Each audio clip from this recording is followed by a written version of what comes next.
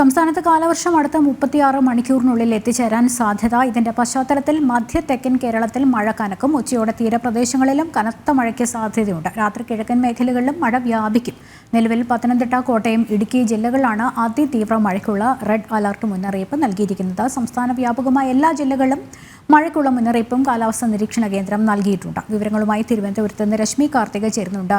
രശ്മി, ഇപ്പോൾ തന്നെ ഈ വേനൽ മഴയുമായി ബന്ധപ്പെട്ട കെടുതികളാണല്ലോ നമ്മൾ ഈ കഴിഞ്ഞ സമയത്തൊക്കെ ചർച്ച ചെയ്തുകൊണ്ടിരുന്നത്. ഇനിയിപ്പോൾ കാലവർഷം എത്താൻ പോവുകയാണ് എന്നുള്ള മുന്നറിയിപ്പ് കേന്ദ്ര കാലാവസ്ഥാ നിരീക്ഷണ കേന്ദ്രം ഇതുമായി ബന്ധപ്പെട്ട എന്തെല്ലാം മുന്നറിയിപ്പുകളാണ് നൽകിയിട്ടുള്ളത്?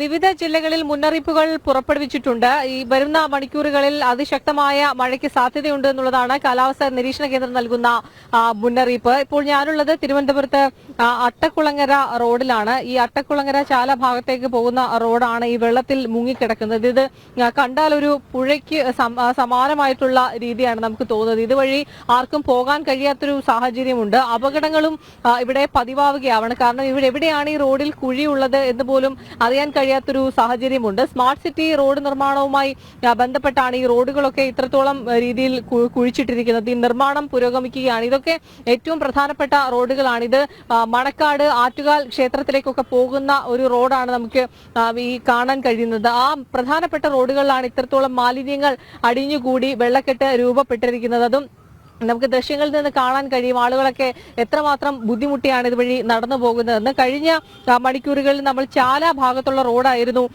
പ്രേക്ഷകരെ കാണിച്ചത്. അതും ഇതേ രീതിയിൽ തന്നെ വ്യാപാരികളൊക്കെ വലിയ രീതിയിൽ ബുദ്ധിമുട്ട് അനുഭവിക്കുന്ന ഒരു സാഹചര്യമുണ്ട്. ഈ സ്മാർട്ട് സിറ്റി റോഡ് നിർമ്മാണമൊക്കെ മഴക്കാലത്തിന് മുൻപ് പൂർത്തീകരിക്കുമെന്നുള്ളതായിരുന്നു നഗരസഭ നൽകിയ ഉറപ്പ്. പക്ഷേ ഈ നിർമ്മാണ പ്രവർത്തനങ്ങളൊക്കെ വലിയ രീതിയിൽ ഇഴഞ്ഞു നീങ്ങുന്നതാണ് കാണാൻ കഴിഞ്ഞത്. ഒന്നോ രണ്ടോ ആളുകളെ കൊണ്ട് വളരെ പതിയ രീതിയിലായിരുന്നു നിർമ്മാണം പുരോഗമിച്ചത്. ഈ മഴക്കാലമൊക്കെ വളരെ പെട്ടെന്ന് എത്തും എന്നുള്ളൊരു മുന്നറിയിപ്പ് കാലാവസ്ഥാ നിരീക്ഷണ കേന്ദ്രമൊക്കെ നൽകിയിട്ടും അതിലൊരു വളരെ വേഗം നടപടികൾ പൂർത്തീകരിക്കാൻ ഒന്നും തന്നെ നഗരസഭ തയ്യാറായിട്ടില്ല. തിരുവനന്തപുരം നഗരത്തിന്റെ പ്രധാനപ്പെട്ട മിക്കയിടങ്ങളിലും ഇതേ രീതിയിൽ തന്നെ റോഡ് കുഴിച്ചിട്ടിരിക്കുകയാണ്. ഏറ്റവും അപകടകരമായ ഒരു സാഹചര്യം എന്ന് പറയുന്നത് ഈ റോഡുകളിലൊക്കെ ഈ കമ്പികളും അതോടൊപ്പം തന്നെ ഈ കമ്പികളുണ്ട്, വലിയ ഗർത്തങ്ങളുണ്ട്. അപ്പോൾ ഈ നടന്നു പോകുന്നവരാണെങ്കിലും ഇരുചക്ര വാഹനത്തിൽ പോകുന്നവരാണെങ്കിൽ കൂടെ വലിയ അപകടം ഉണ്ടാകാനുള്ള ഒരു സാധ്യതയാണ് നിലനിൽക്കുന്നത്. മാത്രമല്ല ഏറ്റവും അപകടകരമായിട്ടുള്ള മറ്റൊരു കാര്യം കൂടിയുള്ളത് എല്ലാ റോഡുകളിലും ഈ മാലിന്യങ്ങളാണ്. ഓടകളൊന്നും തന്നെ വൃത്തിയാക്കിയിട്ടില്ല നഗരസഭ.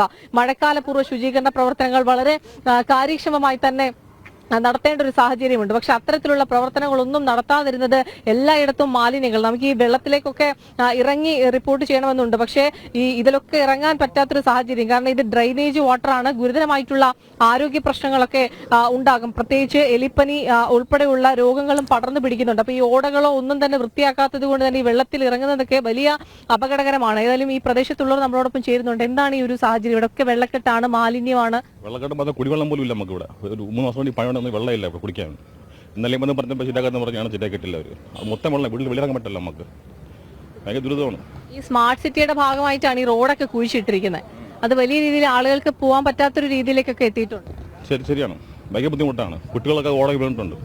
അപ്പുറത്തെ വലിയ കുഴികളൊക്കെയാണ്, ആരും ശ്രദ്ധിക്കാറില്ല. ഇന്നലെ വണ്ടികളൊക്കെ വന്നപ്പോൾ കുളത്തി വീഴായിരുന്നു. കുഴി എവിടെയാണുള്ളത്? നമുക്ക് അപ്പുറത്തൊക്കെ ഉണ്ട്. അവിടെ ഓട് സ്ലാപ്പിൽ കിടക്കണം, ഓപ്പൺ കിടക്കണം. ആൾക്കാർ വെള്ളം കിടന്ന് അറിയാൻ പറ്റില്ല. സ്ലാപ്പ് മൊത്തം ഓപ്പൺ ആണ്. ഭയങ്കര പാടാണ്.